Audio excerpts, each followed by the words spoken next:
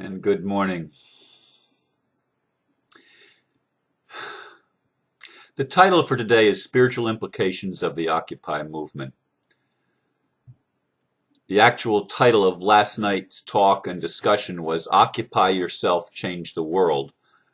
And the blurb I wrote for it was Join Ron in a discussion about the spiritual implications of the Occupy Movement. What can we do as individuals and in community to make the world work for everyone?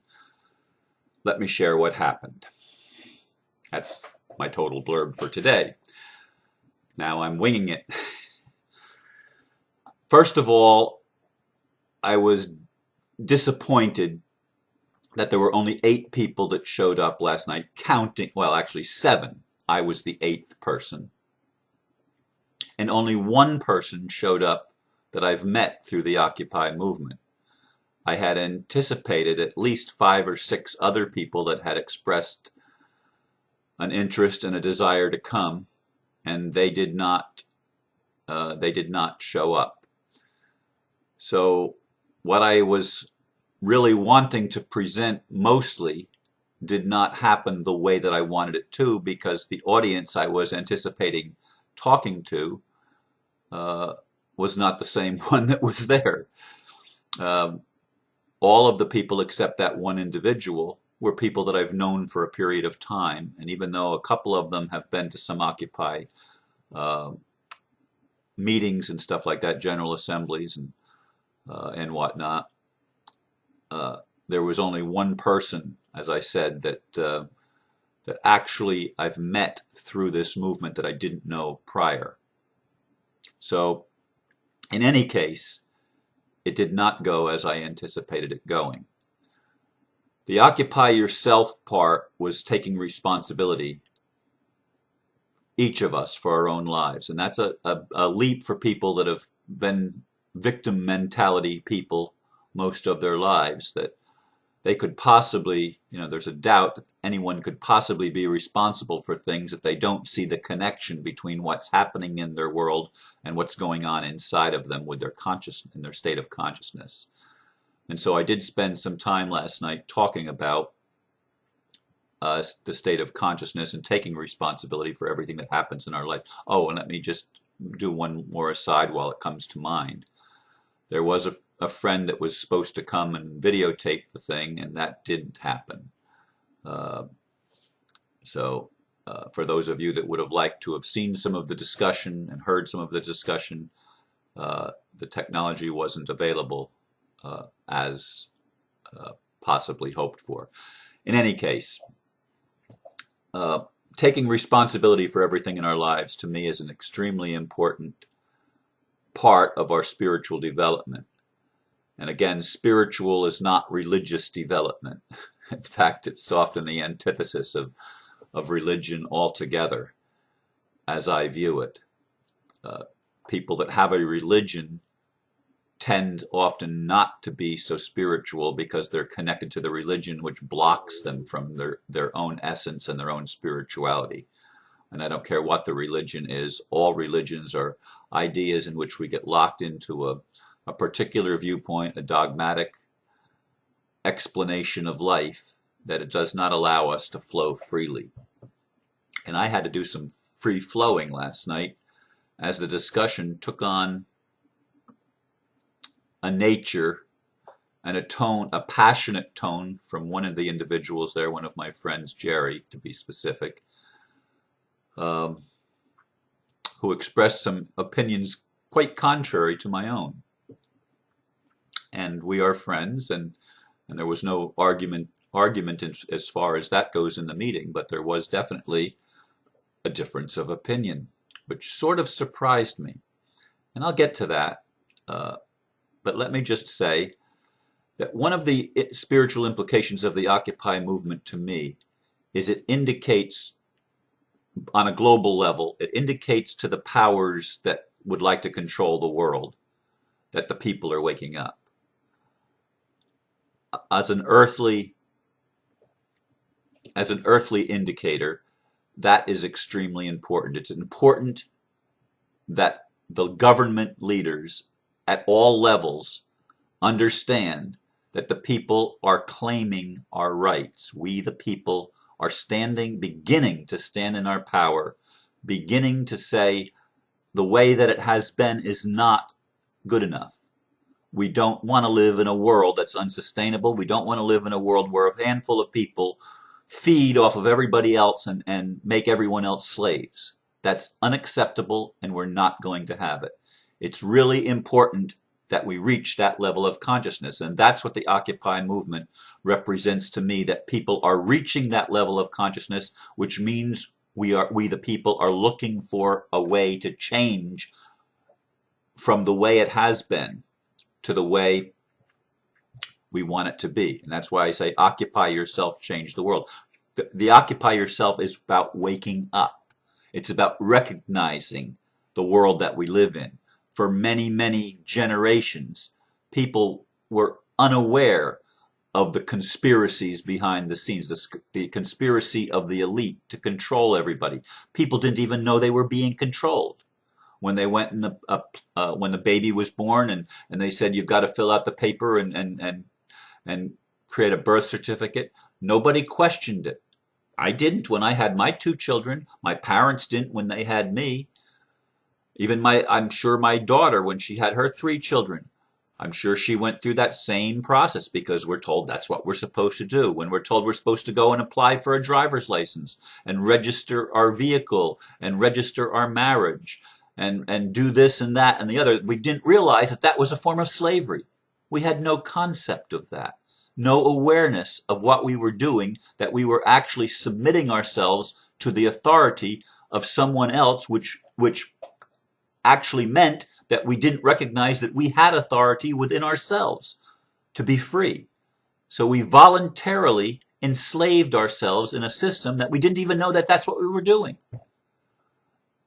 To me, the Occupy movement is indicative of the fact that people are waking up, and they're saying to the powers that want to be in control of everyone, we're saying a polite, and sometimes not polite, no. No, it's not good enough to be controlled. We don't want to give up our freedoms. When you go to a court, I mean, I've been in courts where I've watched people, and one of the first things the judge, who is a financial administrator, a banker actually, sitting behind the bench, they ask, do you waive your rights?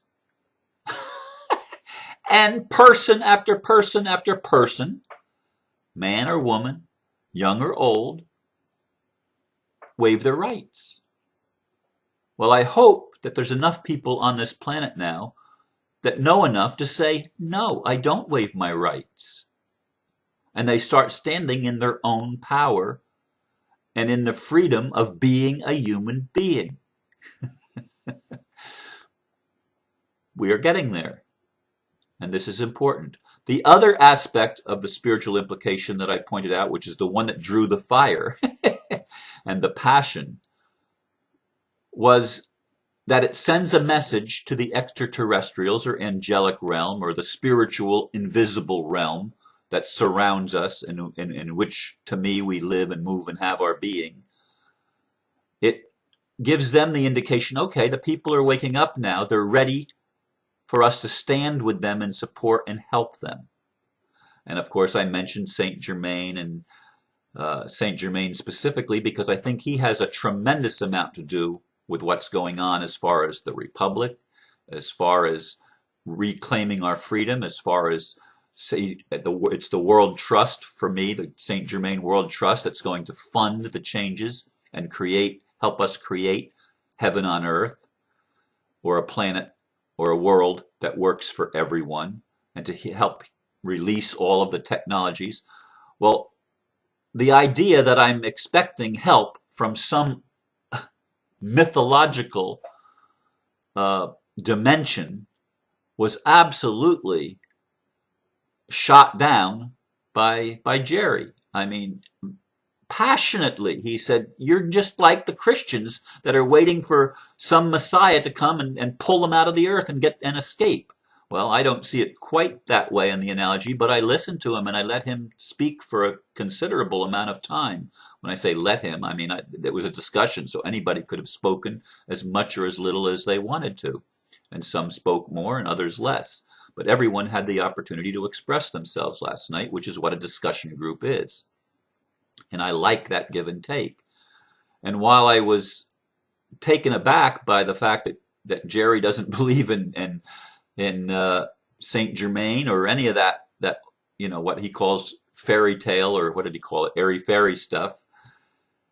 That's where he is, and this is somebody that comes to my group regularly. I mean, this was a surprise to me because I never knew. Of course, he never heard me express in some of the detail that I was expressing last night where I'm coming from, and that I'm actually expecting help from extraterrestrials, and I still do. He didn't dissuade me from that belief, but it was interesting that he carried the room.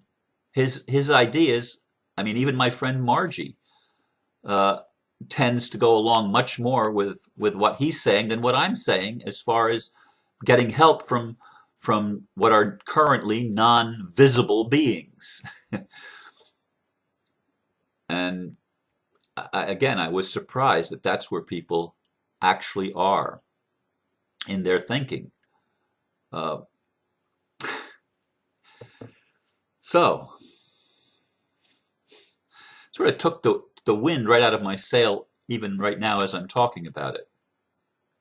Because to me, and as I shared with Margie last night after the meeting was all over, she's often the last one to leave, and we talk about things, including what went on in the meeting, and that was true, of course, last night. I honestly don't believe that we can change the world without the extraterrestrial support and help. I don't believe we can overcome the weapons. Now, Margie indicated to me that she believes that the change is going to come even in the elite. And that could be. That could very well be.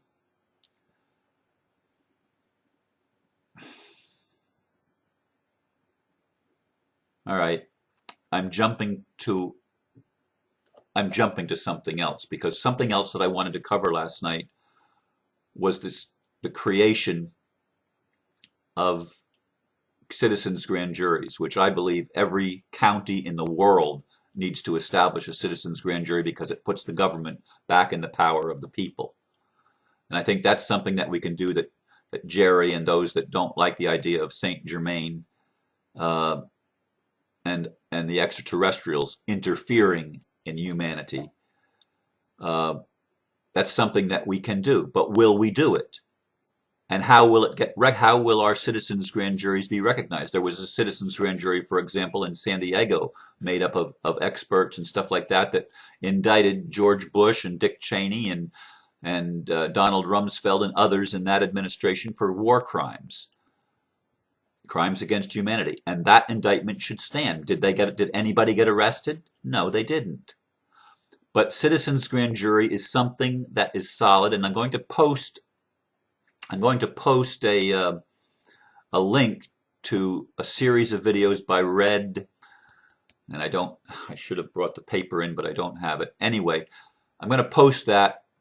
It's a very interesting series of videos on how government is supposed to be structured, and how far we've deviated from that structure in our current thing, and talking about citizens' grand jury and the things. And I did talk about some of that last night in the presentation that I made.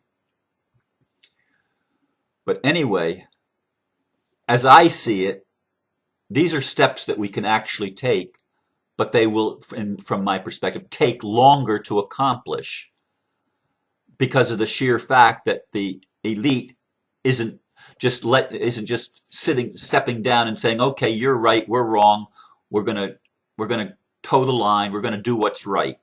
They're not gonna do that without strong medicine. And I don't mean that in the literal sense of medicine. I mean, the 2x4 over the head might be necessary for some of these people to say, hey, the game is up, the gig is over. You know, you've played your role very well. You've awakened people. Thank you very much. But your services are no longer needed. I don't know that could take generations yet, which was what Cryon and some others say. It's going to take 30, 40, 50 more years to change the world.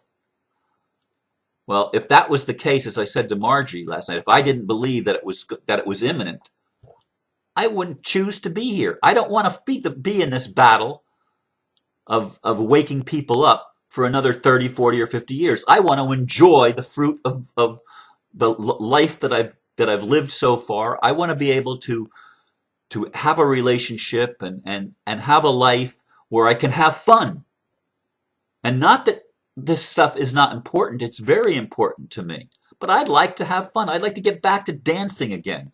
I'd like to get back to going for walks on the beach. I'd like to get back to going and visiting places all over the world and visiting people and making new friends face to face and getting hugs and being welcomed all over the world. I'd like to have that kind of a life. And I don't see that ever happening as long as the current system remains in power and in force. I don't see that.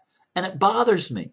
It bothers me when people like Jerry and Margie and the people last night say that we've got to do it all ourselves. One of the beautiful things is, from my perspective, is that we don't have to do it all ourselves. All we have to do is prove our intent to change, prove our openness to be willing to take responsibility, and we ask for help, and divine help is given. And that doesn't, to me, that's not airy-fairy. That's my reality. I've always expected divine help. Has divine help always been there? No, it hasn't a lot of times. That's the truth. That's the truth of my experience. Sometimes I've gone out on a limb and it didn't happen the way that I wanted it to happen. And so I'm honestly expressing to you some of my frustration, some of my feelings, and I'm speaking to you from my heart. Maybe some of you feel the same thing. And I'm just articulating it. I get that all the time, that I articulate things that people already feel, which is why so many people around the world choose to listen to me. It's not that I have greater wisdom or greater knowledge. That there's a lot of people that are a lot smarter than I am and even more articulate than I am. But I do speak from my heart, and I do present both sides. And that's probably the strength. My vulnerability is the strength of my message, because I'm willing to tell the truth. I'm willing to say, hey, I've got friends that are really close to me that come to my meeting all the time that don't agree with what I see and don't see it the way that I do. They're still on a different perspective, a different plane. And that's okay. We have to work this dialogue out. That's why it's important to have the discussions. It's why it's important to speak our hearts and to speak our minds. It's why it's important to have the venue that we can do that, which is what I provide here at the Mary Horgan Center on Wednesday nights every week, so that we can experience the exchange of ideas and energy and love.